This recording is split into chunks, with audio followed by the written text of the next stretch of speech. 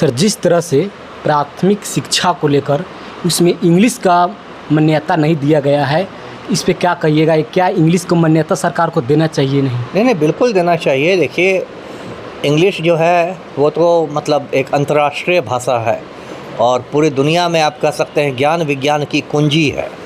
ज्ञान विज्ञान का मतलब बिना इंग्लिश के आप ज्ञान विज्ञान के खजाना को नहीं खोल सकते हैं, तो बहुत ज़रूरी है। और देखिए, यदि बिहार के संदर्भ में देखें तो मैंने देखा है कि एक औसत बिहारी की इंग्लिश कमज़ोर रहती है और मैंने ऐसा भी देखा है कि बिहारी जो बच्चे होते हैं वो बाकी विषयों में बहुत मजबूत रहेंगे, रसायन में, भौतिकी में, गणित में, इसमें उसमें, लेकिन इंग्लिश में कमज़ोर रहते हैं और इसलिए बिहार के बाहर जाने पर राष्ट्रीय स्तर पर या अंतर्राष्ट्रीय स्तर पर बहुत बार वो पिछड़ जाते हैं, सारी प्रतिभाएं रहने के बावजूद।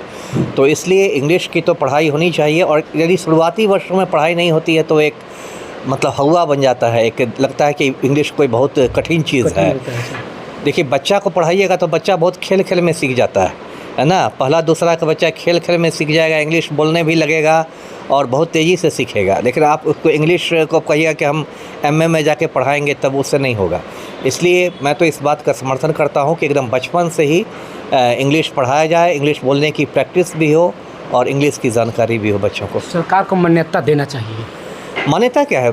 इंग्लिश भाषा को थोड़े मान्यता देना है, मेनली कि उसको पाठ्यक्रम में शामिल करना है। तो वो तो मैंने कह ही दिया कि बच्चों से ही उसको शामिल करना चाहिए प्राथमिक